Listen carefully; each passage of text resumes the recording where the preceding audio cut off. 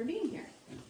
Always a treat to have Jarrod Dahl. He's been an instructor here at the school for going on 16 years now. It's a while. And one of my favorite things about Jarrod is he really models the commitment to lifelong learning.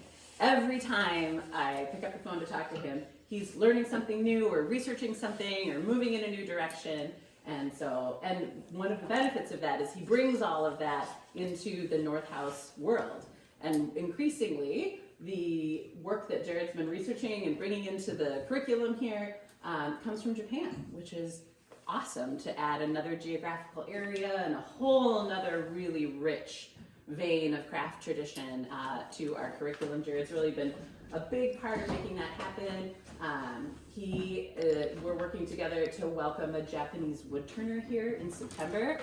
Y'all are the first to know. A woman by the name of Eiko Tanaka, and Jarrod can talk about his work with her and what she'll be teaching. Those classes are going to happen in September. There'll be a couple of them, and they will be right around the middle of the month. They will come online and open for registration at the end of May. So, a real pin in your mind about that if this demonstration inspires you to take up Japanese style wood turning. So, please join me in welcoming Jarrod. Thanks for being here. Thanks, Thanks, everybody. I'm going to just talk a little bit about my background and what led me to this, some history of lathes and the technology and why the Japanese lathe is the way it is, and then some demos. It won't be too much history or too much like background in my travels there, besides just a few things. So, I've been a woodworker all my life. My first turning experience was in shop class. It was a horrible experience.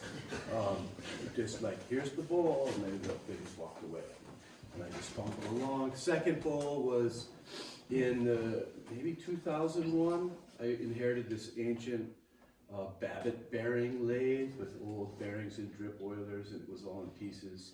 And this is all sort of pre-internet, and I live in Ashland, Wisconsin, so there wasn't a lot of information. I kind of cobbled it together, really dull tools. I made a bowl.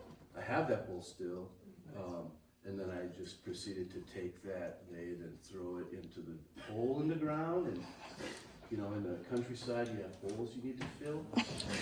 That lathe is in that hole, buried in dirt.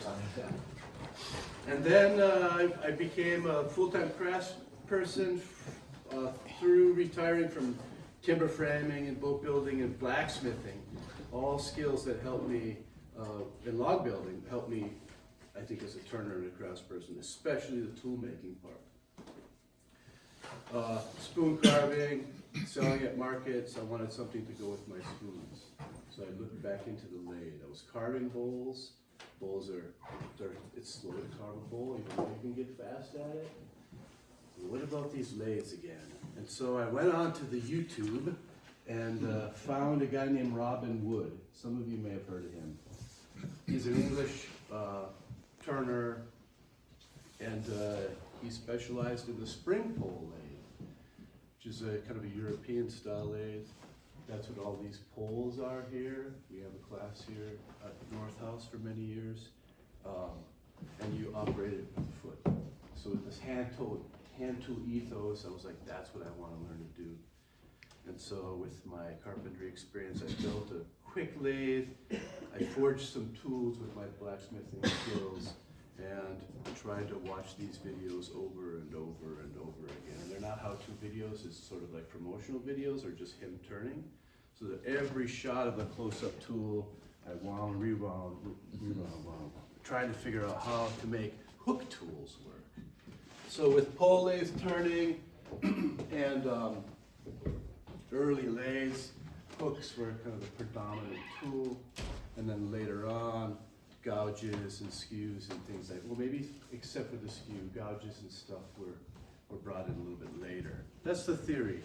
It's hard to manufacture a fluted gouge in a blacksmith shop, but this is a pretty easy tool to use. So I learned how to use hooks. Probably the hardest thing I've ever done. I'm not someone who throws things when I'm upset. But that first bowl on the pole lathe, I took off and threw it in the wood and rage. So frustrated. But eventually I got there with the help of some friends online in the forum days, pre-Facebook. And I learned a little bit more about how to make this work. Eventually went over to England, studied with Robin a little bit more. And then became a kind of a production turner.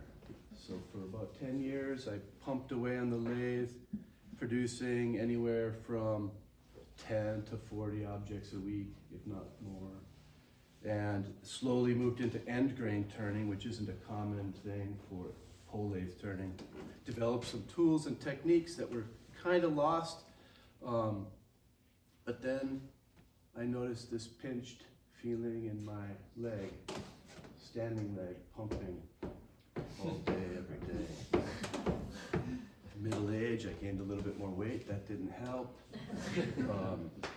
So it caused me physical pain to do what I love to do. And so I went on to the internet and happened to see some Japanese wood turners. And they're using hook tools the same way I knew how to use them on the pole lathe. Like, I know how to do that. They're using electric lathes. So down the rabbit hole I went. And just watched a lot of videos.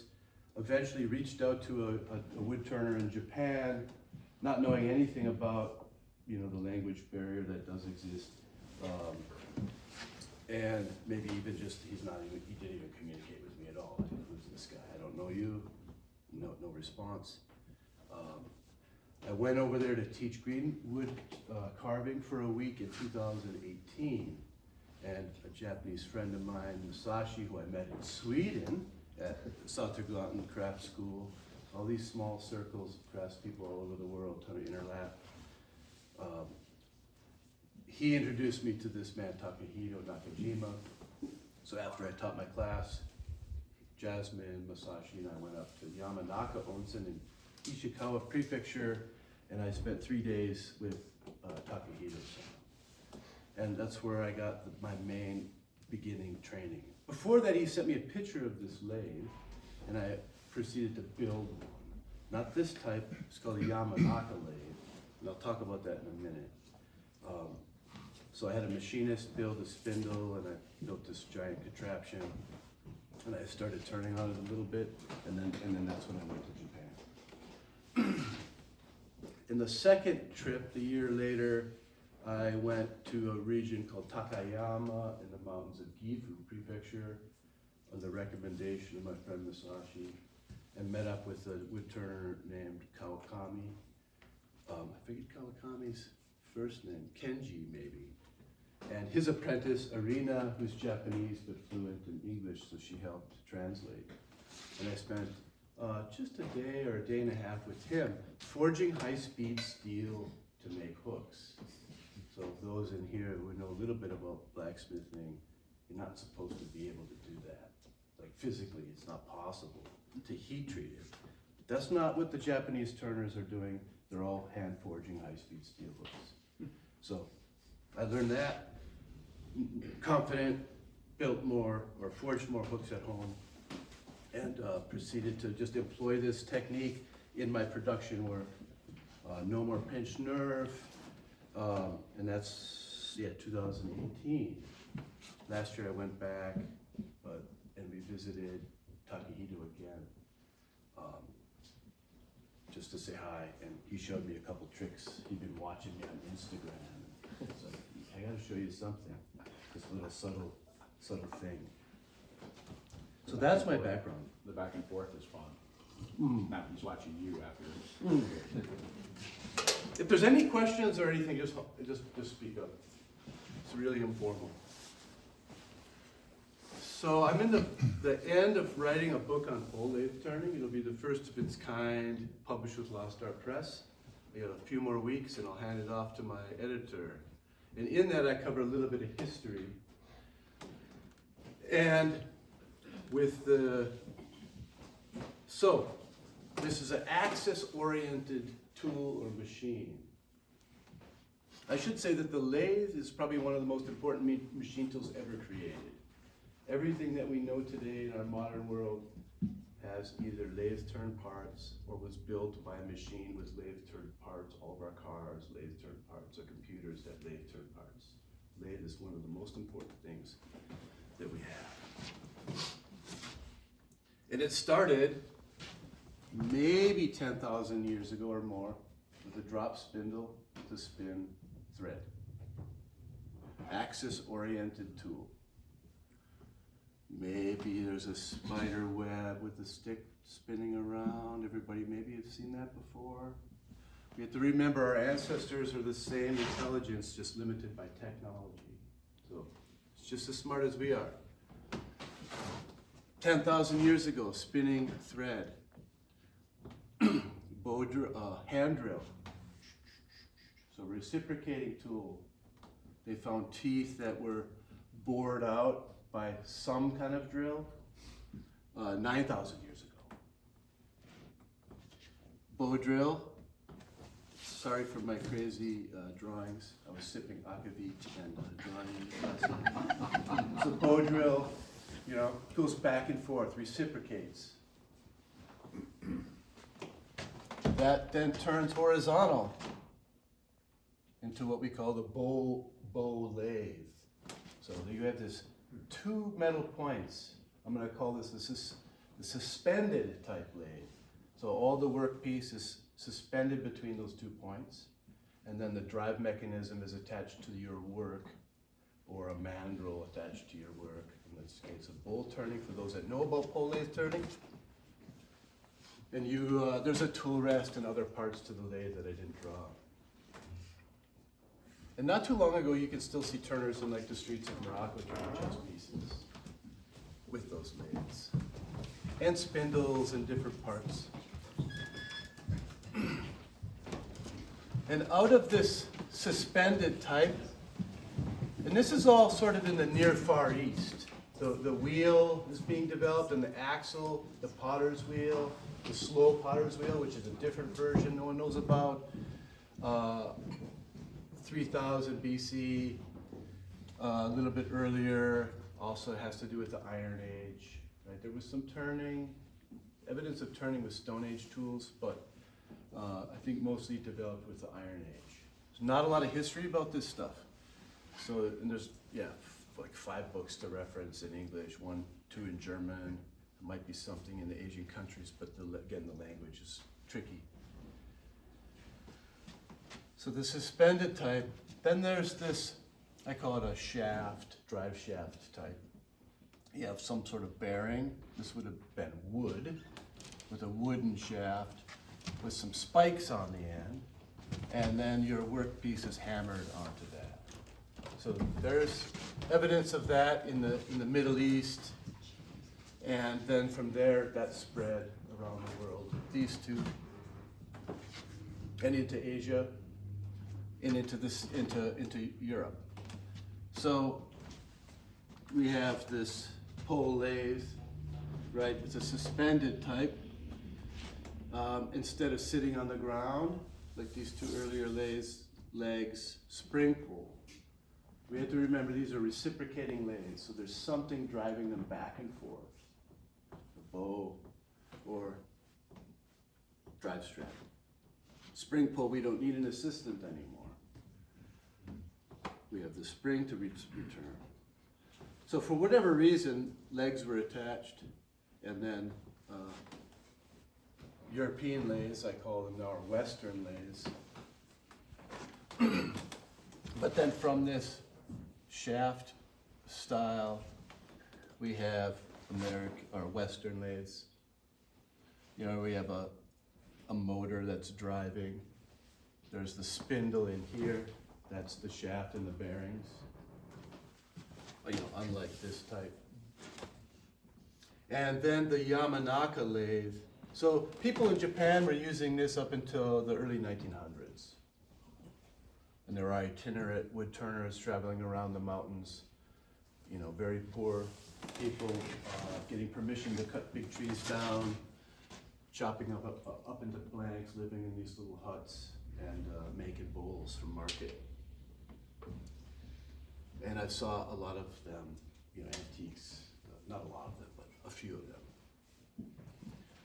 So I guess maybe I should point out that the technique with this lathe, with this open no-tail stock, for those who don't know about lathes, we have headstock, tailstock.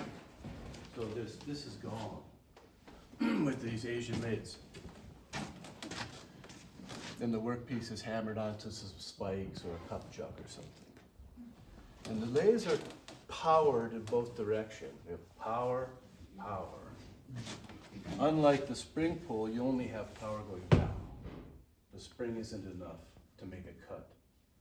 So, the cutting techniques developed with this, with no tailstock in the way, you can turn in forward or you can turn in reverse because there's power on either. And you're not bouncing back and forth. Some techniques are this way, some techniques are this way. And you can't do that with the bowls on a pole lathe. Usually the bowls have a wooden mandrel that the drive strap wraps around. So this mandrel is always in the way. And of course the weak spring, so you can only cut going down. There's some trick moves you can go backwards, but it's not effective. So the techniques were already developed, you know, for 1,000 years, 2,000 years, 3,000 years, 5,000 years actually. Once electricity hit the scene, and they really just bounced from this to this electric version. There's a middle ground based on a kind of Chinese technology with some treadles, but it's still a shaft lathe. It's too complicated to show a sketch of. This is super geeky, so sorry. I just am obsessed about this. So what was developed, they wanted to keep the same techniques, or they knew the techniques, so they developed a lathe around the techniques, not changing that.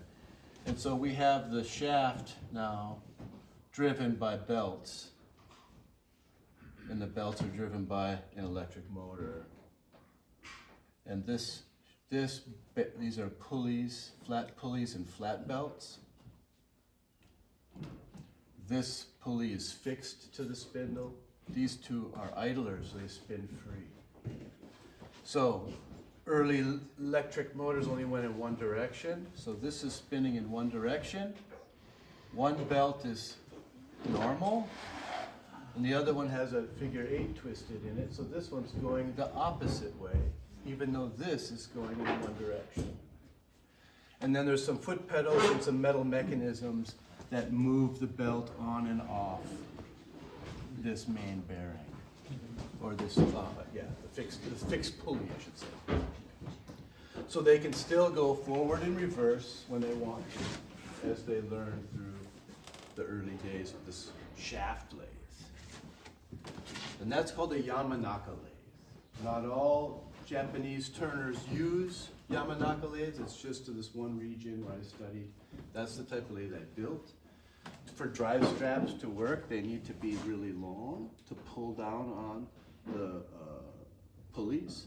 So the motor's like here, and there's this big box with the pulley, and with the mechanisms here, and you have these foot pedals to go forward or reverse. I abandoned it after going to Kawakami's. He's like, I had a Yamanaka lathe. It's like in the dust underneath the bench. We have VFDs now, so I just have a regular motor, V-belt. Basically, it's just like this, and he just has a VFD. And that means it turns in two directions? Yeah, you can go forward and reverse with the VFD with the flip of the switch. Thanks, John. So, that's kind of the background, and that's kind of why it's special. No tailstock. And they were sitting on the ground with these strap lathes. So in Asian cultures, they're low to the ground for whatever reason. We like to stand and they're down. So no real You know, if this was the strap lathe, the tool rest was like a rock, you know. So they have this mobile tool rest and this flat platform to work on. And so it's all born again from these techniques. I should mention that most of the stuff that they're turning is end grain. So, you know, the trees are growing up. This cup came from the long fibers. Side grain bowls come from the tree this way. So there's different techniques and abilities in how to cut with those two grain orientations.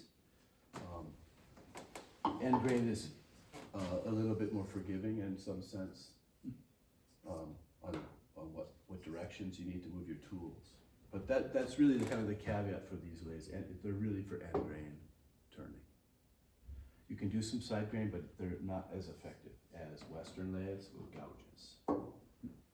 So here's a cup, I'll pass this around. I don't know how it's gonna make it around the room. And I bought that in Japan. And that's like twice as thick as it probably could be, but it's so thin that it's fragile. It's almost as thin as a paper cup. So in Japan, there's not a lot of hobby anything, crafts in general. It's just starting in the last maybe 15, 20 years, the DIY scene in Japan, and craft, green woodworking in particular. There's more craft classes. There's some basketry stuff.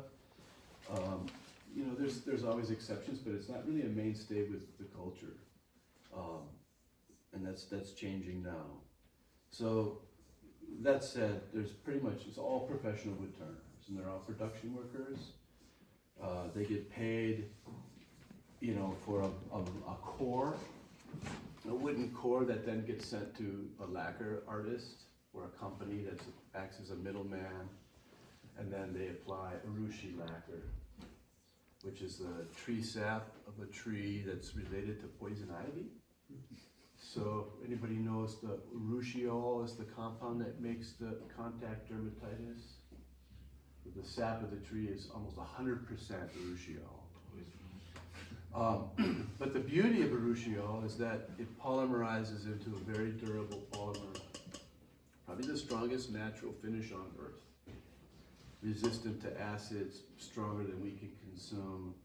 It's antimicrobial. It's fascinating. So we also studied that when we were there, and we applied this to some of our work.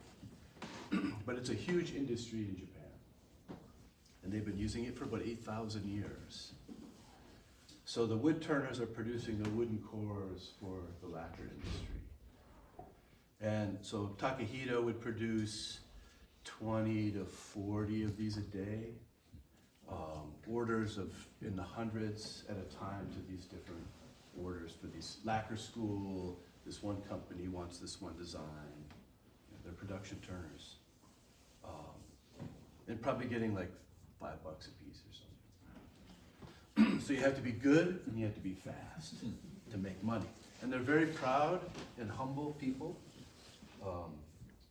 And he was 4th generation wood turner. So you see that a lot in Japan, these multi-generations of craftspeople. So, you pass that around. You won't get a rash, it's cured. Jarrod, Yeah. do you prefer, should we wait until the end to ask questions? Or I just was wondering how you tell me, because I don't have any familiarity with understanding the difference. Everything I know about urushi or urushiol I've learned from just listening to you. And when I hear you describe it, I think of what I'd heard of before, like sap converting itself to amber, or things that get encased in amber. Am I thinking of something that's kind of the same thing, or are they? Do you think they're really different from each other? What's, when I think of like a bug in amber, what's that? A different? That's a different species of sap? thing, yeah, that's just hardened sap, like pine pitch, that's hardened. It might not be pine, I don't know. But do Urushiol It's like a white milky sap, Okay. not like a maple tree. It's the sap word that makes me Yeah. think you're talking about the same thing. No, Okay. it's just this, opaque ooze. Like latex. Like latex Like almost. milkweed. Like milkweed like milkweed, sap, yeah. or what I would Yeah. think Totally, like milkweed poison sap. ivy Yeah. sap. Yeah, I mean, if Yeah, you've yeah. seen that, it's hard to see poison ivy sap. Yeah, yeah.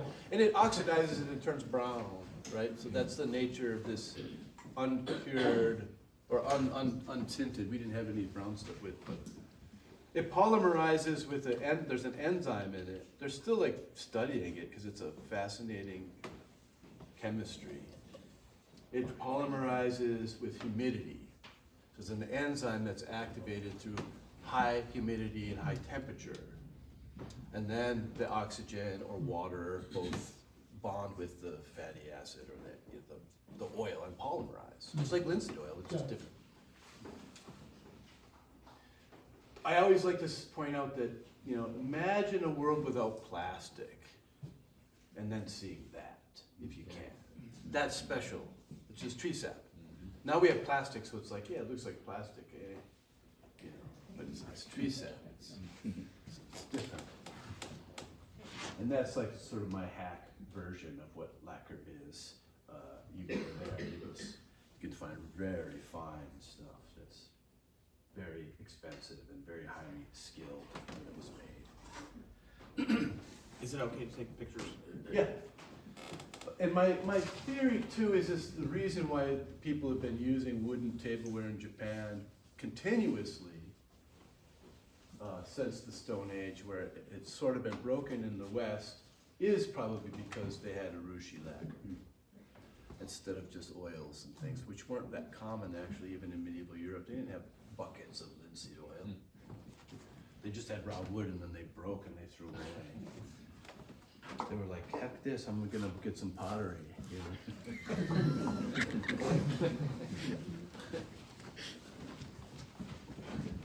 Is Japan seeing any trouble with like the next generation not wanting to take over? Not so much with wood turning because it's a big industry, and there's a school in Yamanaka that's training craftspeople. And a lot of it's ladies too. Most like over half the school is ladies now, which before it was more of a man's work. But there's still an industry to support, right? You gotta get paid, so that's where it all goes down. And they're trying to expand into Western markets. So I'm trying to do my part as well. Like wooden tableware is cool, and lacquer school, and other things as well that aren't lacquer. So, but population decline is a very real thing there. I think they peaked in 2006. So like, there's empty villages. They're, like Masashi's my age. She's like, everyone that's my age is like, we don't know what's gonna happen. Who knows? And so most of the crafts that, like blacksmithing, isn't pretty much endangered right now. It's not really being talked about in like the Japanese tool world in the States, but it's like, it's on the edge. Masashi's charged with, by some government preservation agency, to find all the apprentices that were ever trained by all these blacksmiths. It's like emergency protocol, who knows stuff. And over there you see a lot of people in their 80s still working, like Takahito's dad. Takahito's my age. His dad's like almost in his 90s, and he's still wood turning, still contributing to the industry. And so when all these older people die, which is going to be within the next 10 years or so, there's going to be some sort of vacuum. Our population peaks in 2030 something.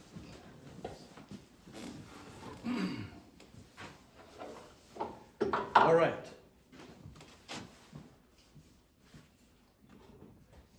They use hooks. I won't pass these around, they're super sharp, but you can come up and look at them afterward. I'd appreciate if you just look at them and not pick them up. I don't want anybody banging them together and making hard work for me to sharpen them back up again. There's different shape hooks. I don't know if anybody can see this. It's kind of a. All right, last chance. Okay, that's it. Come on. That was a quick chance. 1,000 years of human history. That's right. I was too slow, yeah. No, I got it. So that's kind of the shape of this hook that I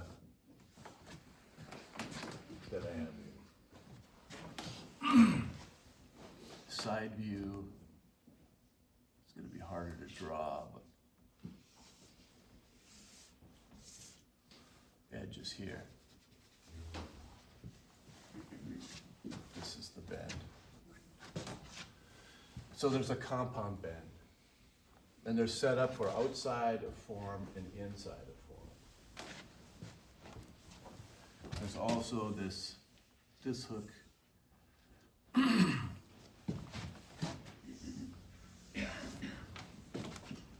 So, straight on, it's like that. Ooh. Edges here. Looks like a cobra for that drawing. A lot of teeth on there. And then the other main tools are a scraper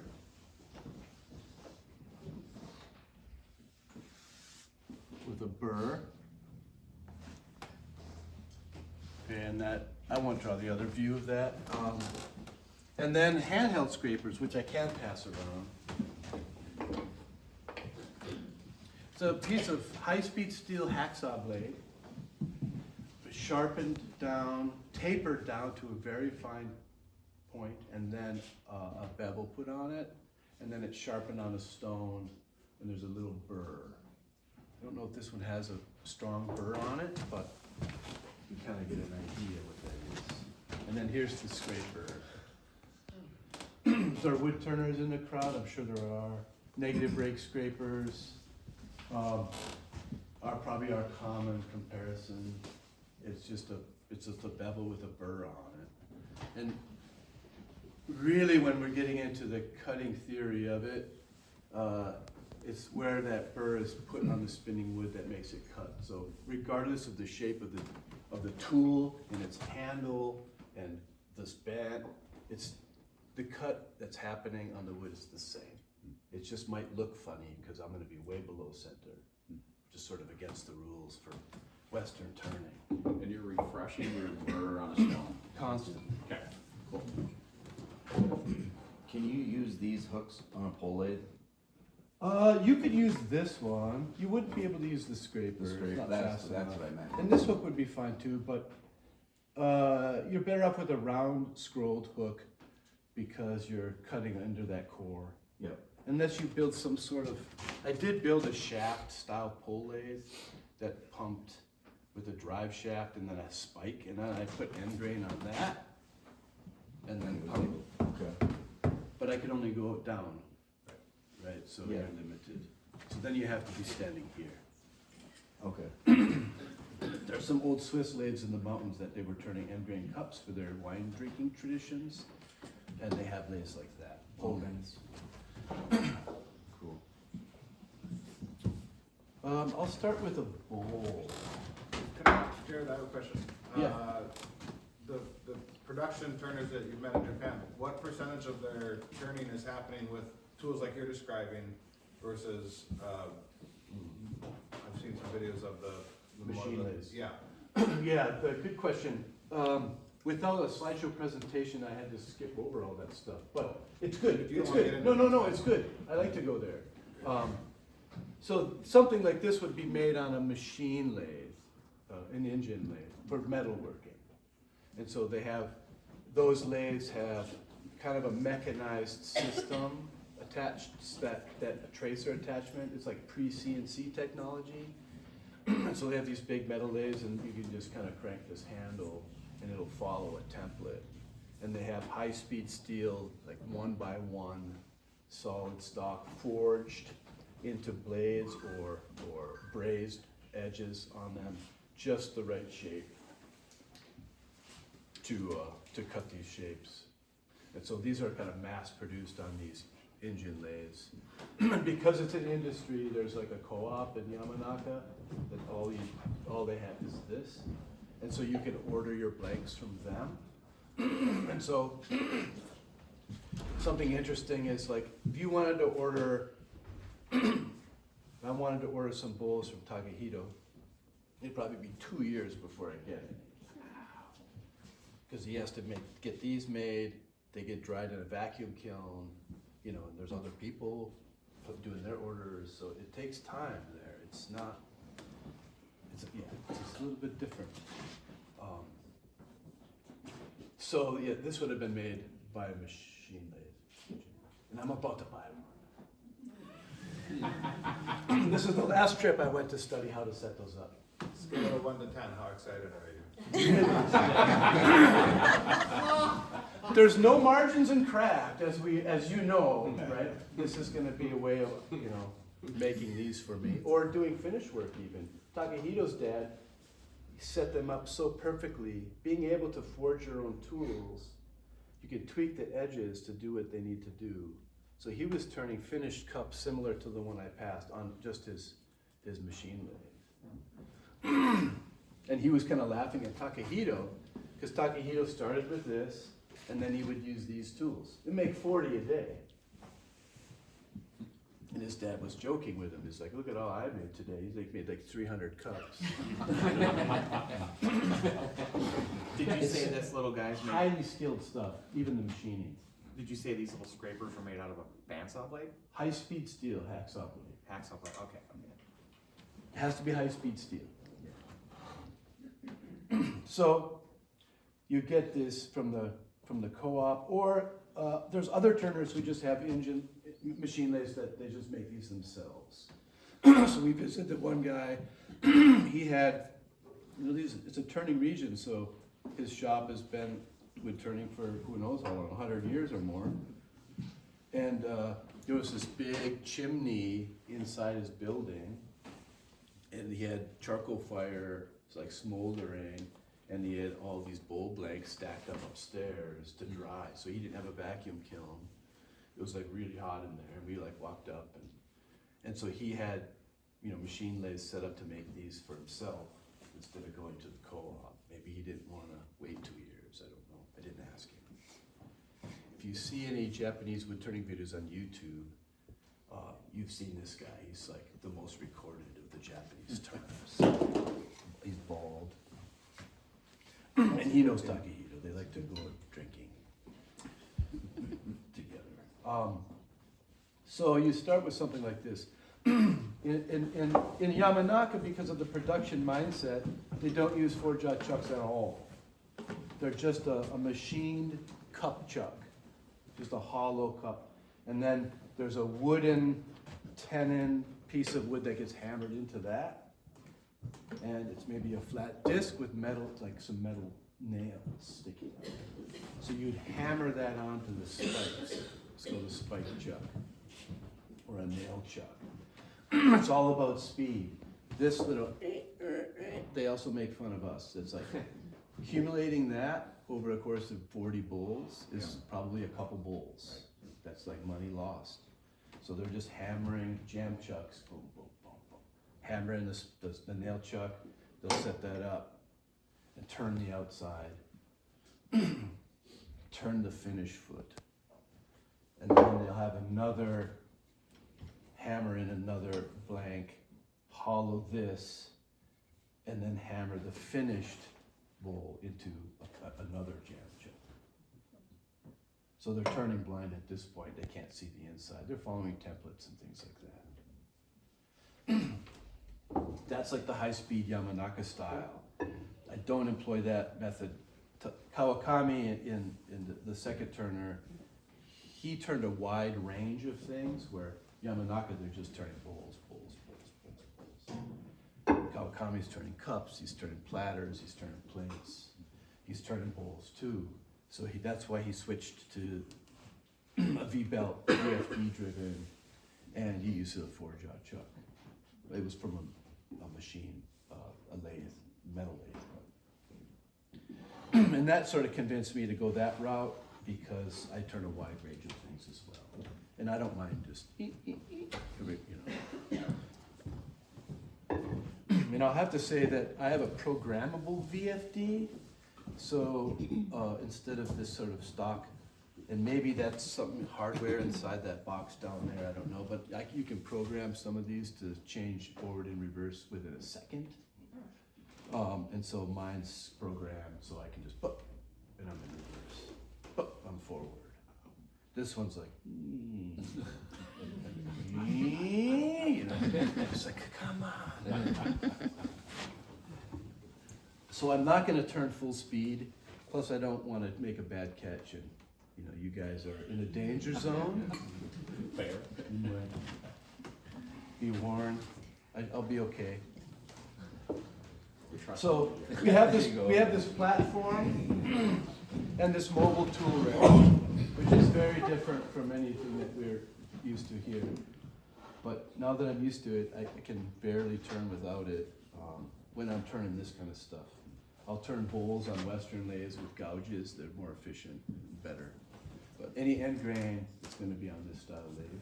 And mine's on, you know, I sit at a lower table. So that said, there's a relationship between this height, this tool rest, and then where I'm at. And so right now I'm a little bit tall. Do you want a stool? It won't work. Then this stool is too short. Dig a hole. So I just have to bend my knees. It's not gonna be like set up for, I wouldn't do this long term, but for my demo it's fine. So I have two different tool rests set up. This relationship, we're always going to be cutting below center. It's just most of the times below center. And so the higher this is, the different angles we're dealing with here. Without getting into the weeds about the cutting theory and all this stuff that you got to hear about all week, but these things are important. That one was too tall because I was standing too tall and putting this at a different angle. It doesn't mean that it wouldn't be okay, but I would have to forge new tools to do it. But this rest is set up a little bit better if I kind of. So it's all kind of interrelated. And these were turned green and then left to dry. I have an assistant apprentice that does that work for me at times, not all the time. And then they dry oval, and then you have to true them up before you get started, because you can't chuck up an oval shape, it'll just wobble. So with my process with this, I have a hole just set up perfectly to fit inside a chuck, and I can expand on it. And I've already trued this up a little bit so there's no accidents.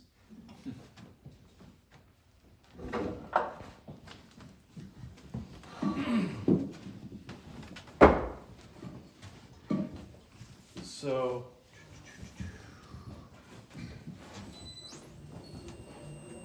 and the speeds at which people are turning there is somewhere between 750 and 1200. They're not turning super fast. These lathes just have numbers, so I have no idea what 5 means. Do you? No idea. Seems like maybe 600. And maybe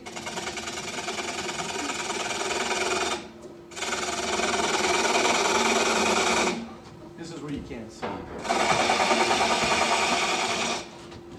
You can see what's happening here, but you can't see the way the hook is working. If you're curious, you can come up to my right.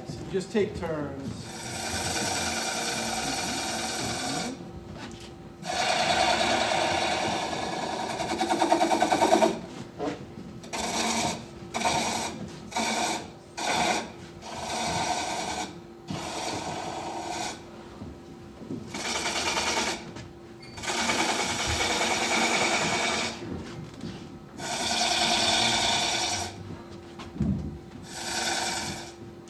So you can see the mobile tool rest is very efficient. My weight's just holding it down. So where this is important. If you're too far, then I'm doing that.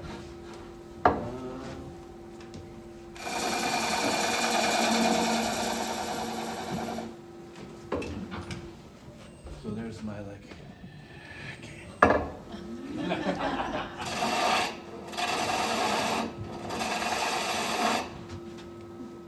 And now you're above center because you're turning the other direction? Yeah. Yeah, I would have to be here to duplicate the other.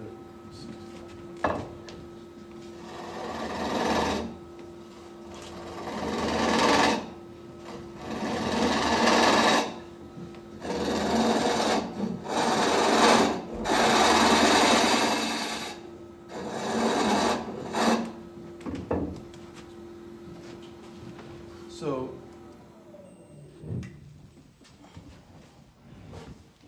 just kind of roughing things out, I wanted to see something here.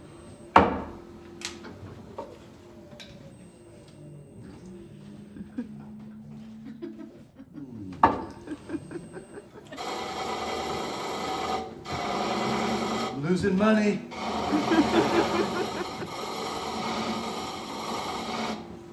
So this scraper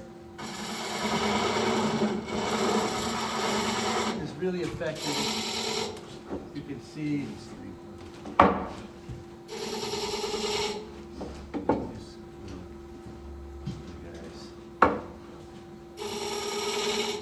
But this tool is super dangerous to use. You're just touching on it. If you hit it too hard, it's going to get pulled.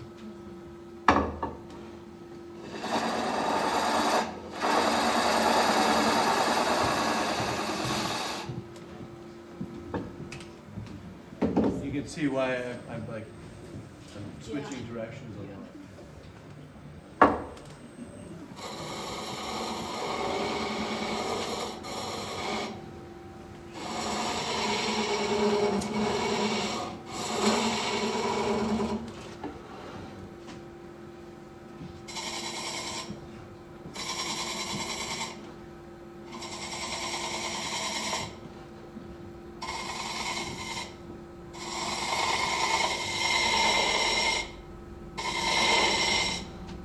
I'm being more careful because I don't want to. And my tool rest isn't quite sweet as it is at home. So, but you can see I'm way below center. If I hit this too hard, it's gonna go.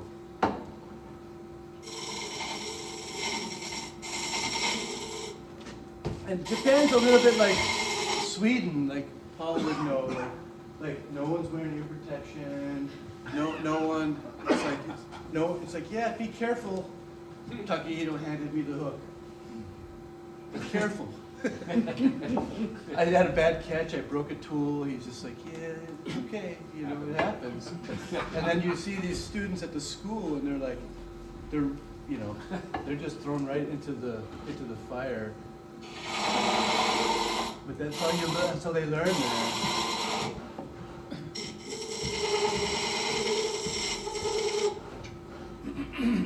So taking one of your classes sounds a little dangerous.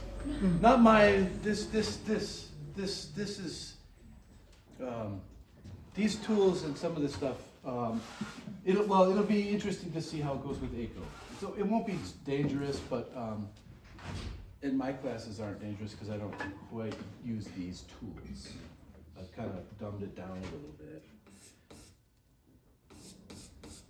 We want people to succeed, so we use different. We use like traditional bowl gouges, or not bowl gouges, roughing gouges. Sometimes the skew a little bit if people are comfortable turning the outside with those more conventional tools. And then hollowing with hooks. And hollowing, you're safe over here.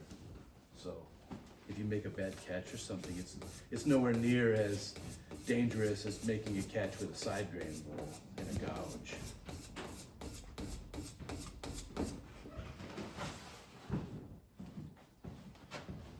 Oh.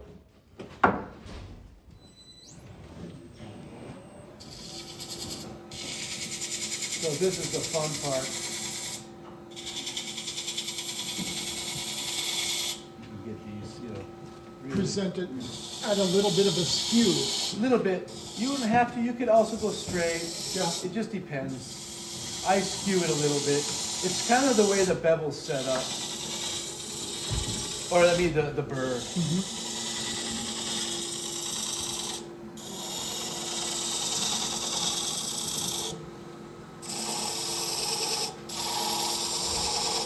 And I don't think there's any handheld western turning, like handheld scrapers. I don't think I've ever seen it before, Yeah, it's always really. Yeah, that. flat bottom. Yeah, like a skew, Reported. yeah, skew sharpened like a negative rake or something.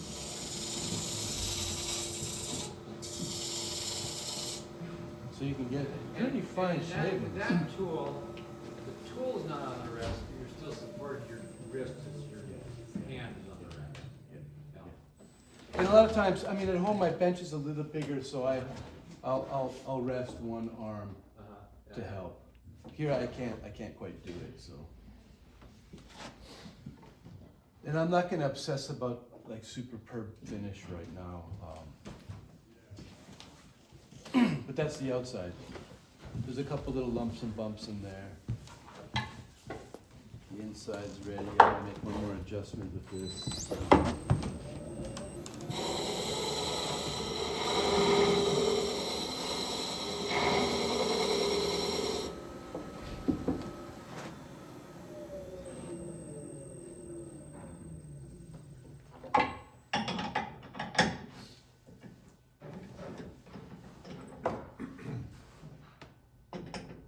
What is the species of wood you're turning? It's silver maple.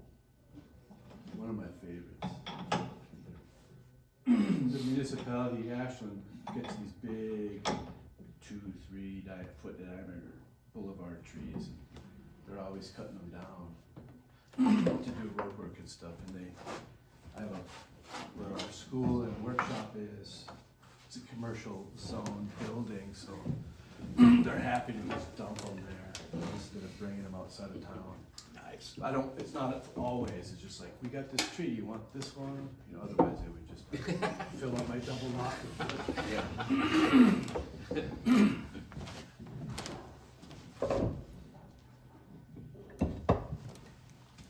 So I have a different angle on this one because I'm not working on the outside, I'm working on the inside. So I need to keep that tip from catching in as I hollow. We'll see. Yeah, I'll do this first.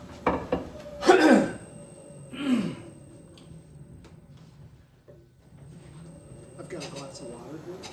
Yeah, thanks, Paul.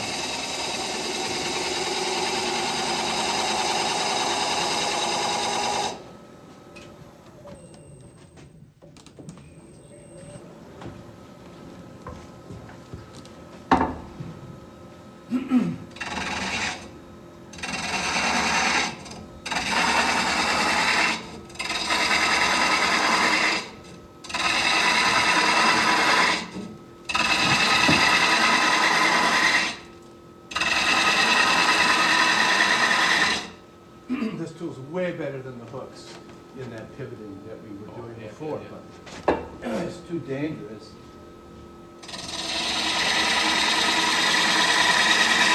So the one thing with hook tools, and when I teach, we really stress and talk a lot about this. It's not sliding around on the tool rest like you would with gouges. It's all happening in pivots. All pivots.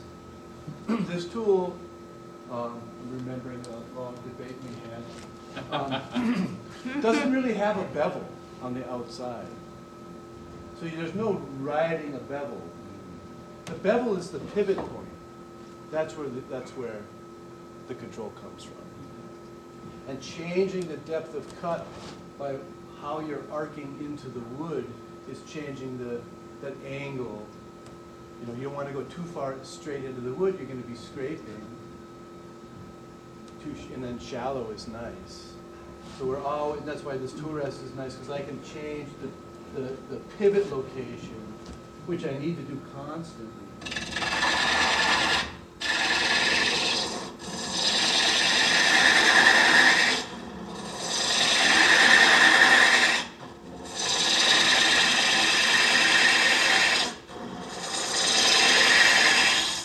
And I try to keep my finger out like this so you can kind of see, you know, I'm always adjusting there's a kind of geek out on some technique with turning most of the time. There's some exceptions. Skew chisels and roughing gouges straight on. End grain or spindle work I'm talking about, not side grain. But there's two parts to a cut. It's always cutting a kind of a cove or a 90, depending on how your tool is shaped and how you approach it. And there's a slice and a peel happening at the same time. So the peel is what turns into the shaving, and the slice is the surface left behind. And so slicing angle is really important, and the peeling angle is really important. Peeling angle is related to the cross section of the tool, or how you cut into that. So if you think about a little ledge, slicing is here, peeling is the waist as I pivot out. So this hook, I can't do it with my hand. You know, I'm looking at how this peeling angle is happening at the same time as the slicing angle. And the tool has already accommodated that in its original design. Not just any hook, it's designed to do that already. But I still have to adjust. That's part of why this taper is here.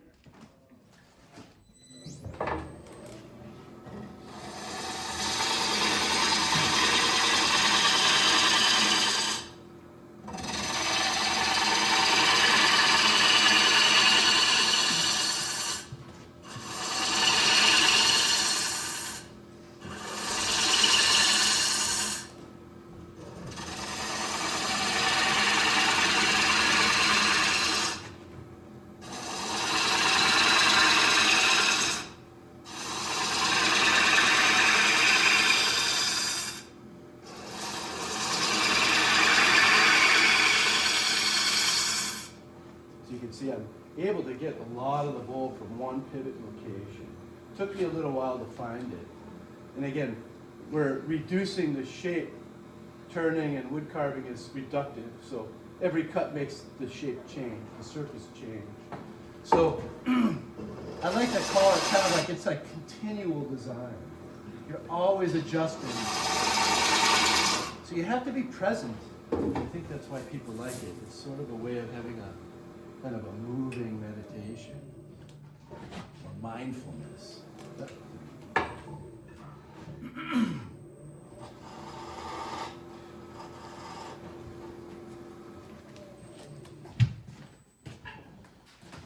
We have a variety of different depth gauges and things like that. So I've developed this one, starting to sell them a little bit in the States.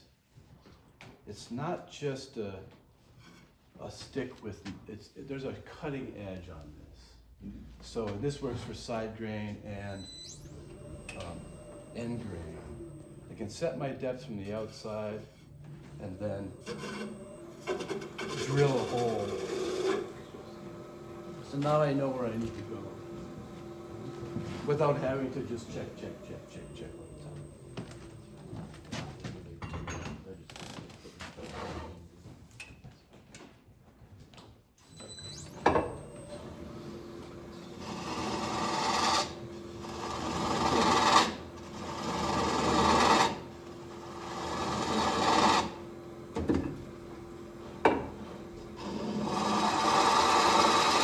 Probably going like 4 times slower than Takahito would. He's so fast. Shavings are as wide as his blade.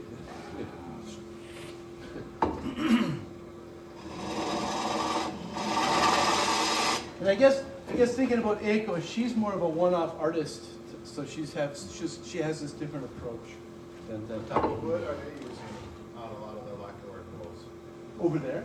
Yeah, the wood he's getting those massive shavings off of. Is it like similar to a maple? Miyake, it's a type of elm. Or horse chestnut. Or there's another kind of birch called a cherry birch, which I'm not sure what that is. But mostly it's this elm. Zelkova, they call it. Or it's a type of elm. That's what that cup is made Yeah, I of. was gonna ask, that little cup, That's elm. they look kinda ash-like. Yeah, it's a ring porous, you know. Yeah, Zelkova grows like in the Twin Cities. Or Does it? waste like a weed. Oh, yeah. And it's got elm-like leaves, but they're very small. It's Uh-huh. distinct from, Uh-huh. you know, an No. Right, yeah. Not susceptible to the disease, I don't think. I haven't heard of that. Yeah.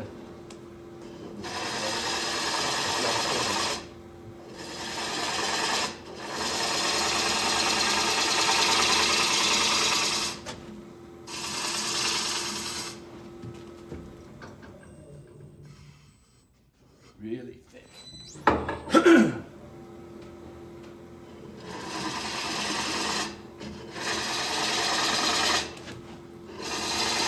So if I was sitting, I'd be more, a better position. Now I'm having to kind of bend my knees and lean over. So it looks more uncomfortable than it really is at home.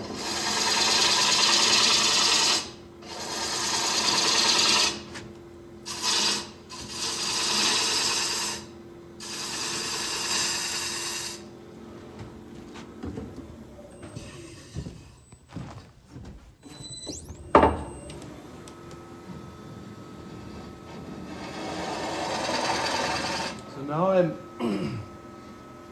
I'm really focused on the resistance that the tool has when it's cutting. And now that's where the stability is. I'm not thinking about my tool rest anymore.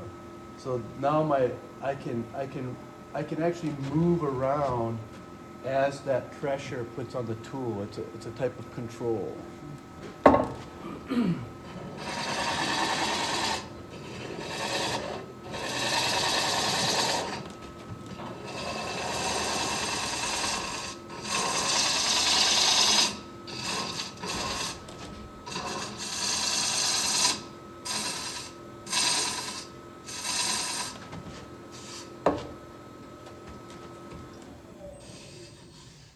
Thrown off by my body position, so I can't quite.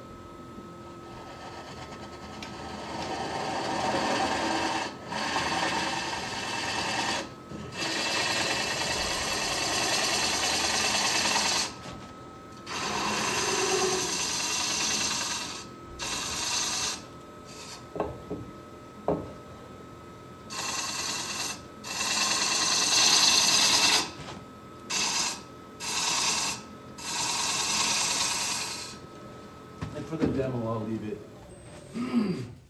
It's a little thick in some spots.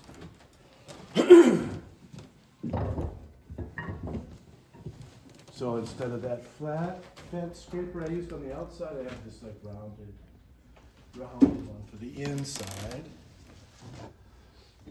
And I have another one, but I left it at home.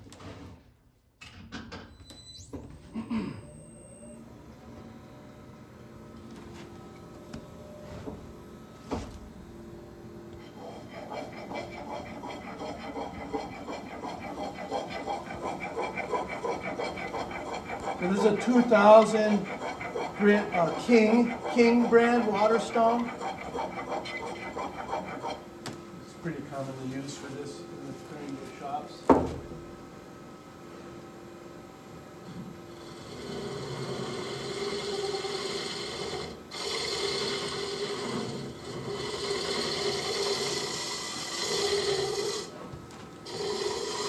So you can kind of see I'm able to get a lot of that roll and still maintain the same cutting angles, even though I'm, in various spots.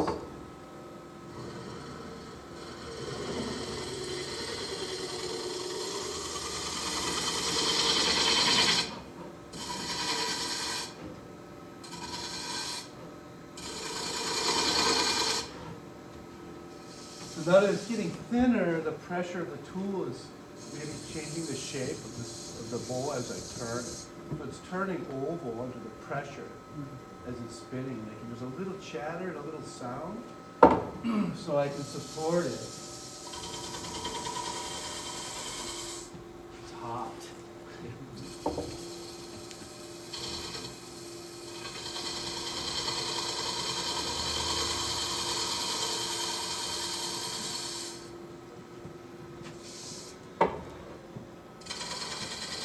You hear it, tick, tick, tick, tick. I turned it a little untrue.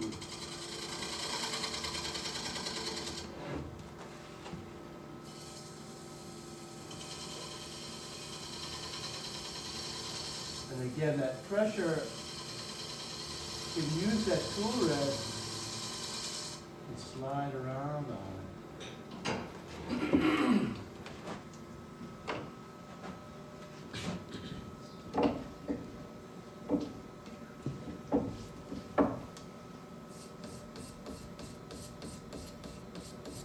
Can't remember if it's sharpened this or not.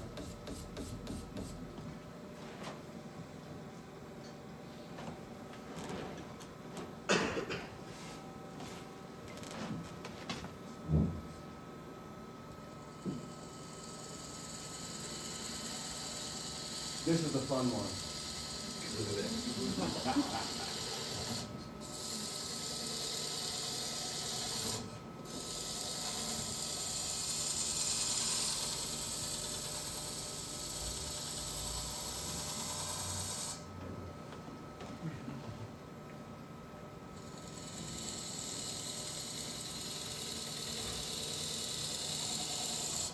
Not quite the right shape for this one spot.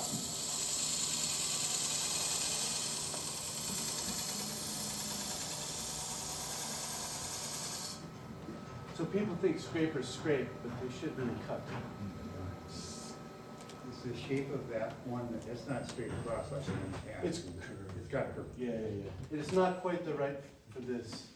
I'm like bottoming out right here. I'll pass this around, you can see where it doesn't quite do the job. You know, I can change the angle to conform to the curve, but then it's changing the cutting geometry and it's not working. So, I didn't bring all of the one I went with a more rounded curve that would affect.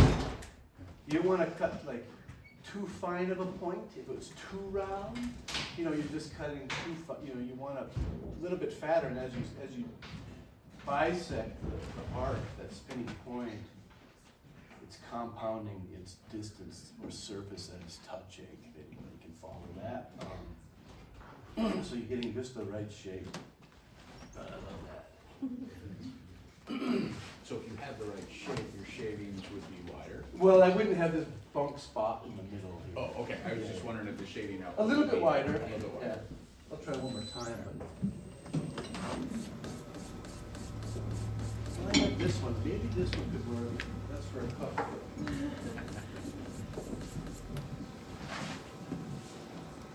We do it for time.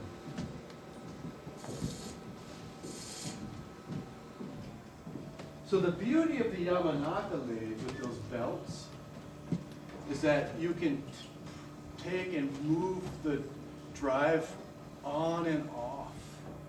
So if you ever watch those videos, you won't be able to see their pedal, but you'll see two wires coming up that control the mechanisms. And all of a sudden, when they're scraping, they're slowing it down and like coasting, and then speeding up and coasting. You'll watch them, ooh, and you'll hear it when they're scraping with these bent shaft scrapers too. They're like change. I mean, I can't do it, but you could maybe put a pedal on. Bill Stubbs did something like that. I'm just learning to do it without, but if I could, that's why I slowed it down. Yeah, it doesn't quite fit the right curve.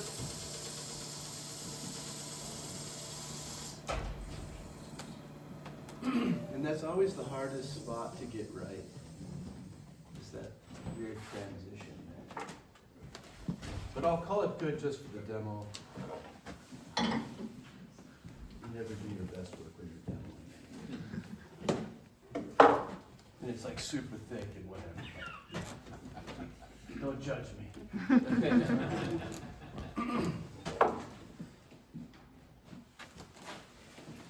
So that's kind of the process. And cups would be a little different. I won't go on anymore. We can just talk or whatever, but a cup, you know, same thing. Work the outside, hollow the inside.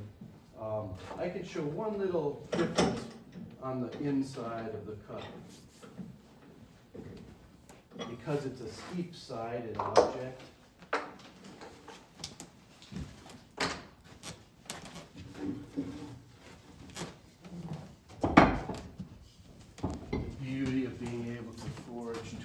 tools is I can make anything. Almost.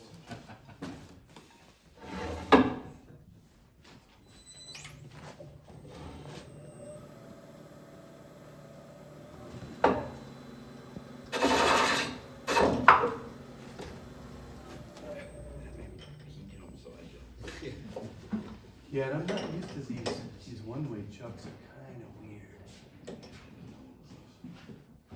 My opinion.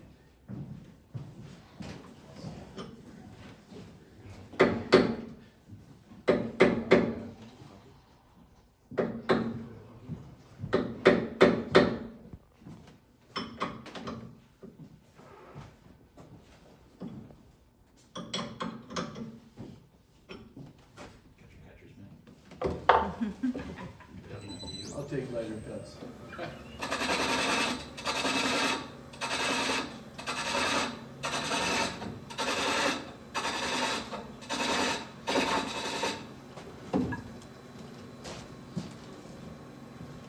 So in the class we just had, we did a lot of this stuff where we're using the tip of the hook, and there's a taper before it's scrolled, and that allows a slicing action in reverse.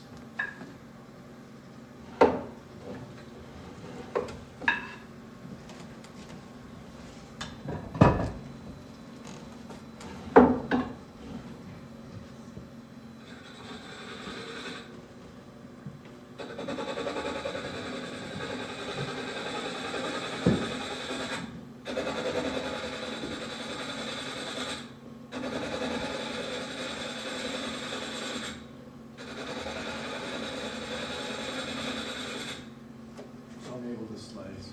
And unlike the Western lathes, like this, I can just slide.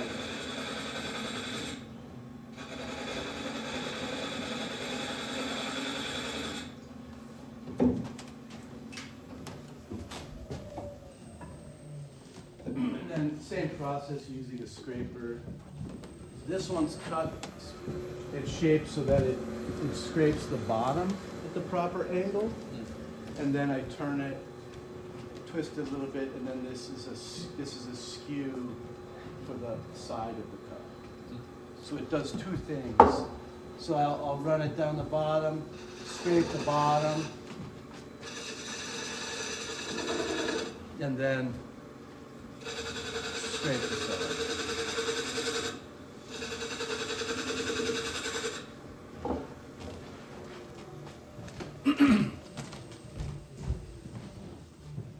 So I made a box yesterday. I didn't use some of these tools, but the scraper is what I used on the inside of that.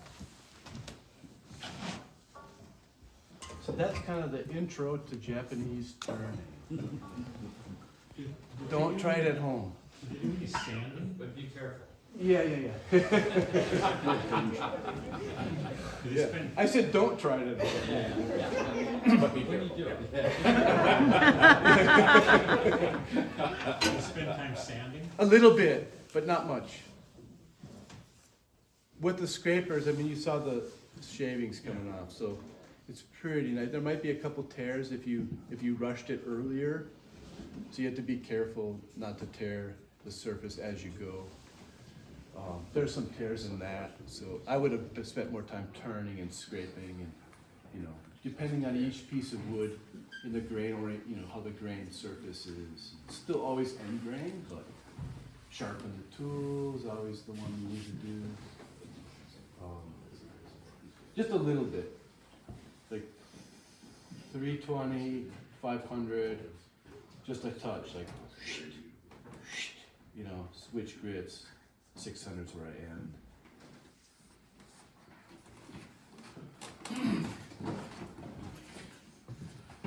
It's pretty normal for some age, like a lot of the Japanese bulls are quite thick compared to what I'm doing.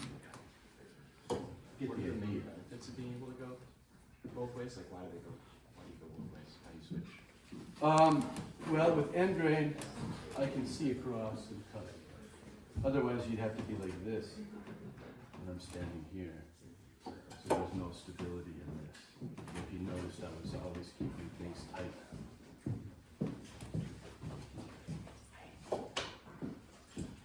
Any other questions? I love that tool rest. Yeah. I love the whole setup. Yeah. It's a little slippery, I had to sand it, I braided it a bit. So the 3 notches, Jared? Is there a reason for the 3 notches? at the top of your Well, tool? there's some stability in having a notch. Yeah, but are they different or? Different heights. They are, okay. Yeah, sometimes I'll use that. A lot of times when I'm hollowing, I'll use this. And my lathe is set up, like I said, differently. This is the main tool rest I use for all the turning. But then when I hollow, I get this a little bit more level Okay. with my lathe. So it's about the height and Yeah, yeah. tiny amounts. Mostly I use this one, but, yeah, I don't even remember why I did that. But you can see the ones I use the most. Yeah. Yeah, this is for pressure, so No, I was looking at the height. Your other one is higher on the other. Yeah. different angle. Yep. That was like, Is the reason to turn something from end grain instead of side grain less warping, or why would you wanna do one or the other? You could turn it really thin. This is number one probably. Second, it's easier to turn because of the grain orientation. When I'm pivoting, like on the inside, I'm always cutting with the fibers, making it like petting the cat from head to tail, from bottom to top. Where side grain bowls, you're cutting in to the grain and with the grain and into the grain as it's spinning. There's four sections. So you're always gonna get a little rough in the two sections that are pointing into the tool with side grain. I'm not sure if that's why, but that's the benefit of it. I think that's probably like, well, we get smoother finishes, let's turn end grain, you know, like, I'm not sure, probably more like thin. In the tradition of that strap lathe, side grain or end grain turning is easier in regards to the torque you need to peel the fiber, like sharpening a pencil. So it's just kind of coming off a lot easier.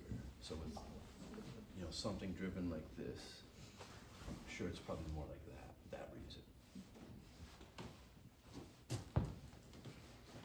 Yeah, if anybody has any questions, just corner me somewhere. Either I'll, we don't have that much time.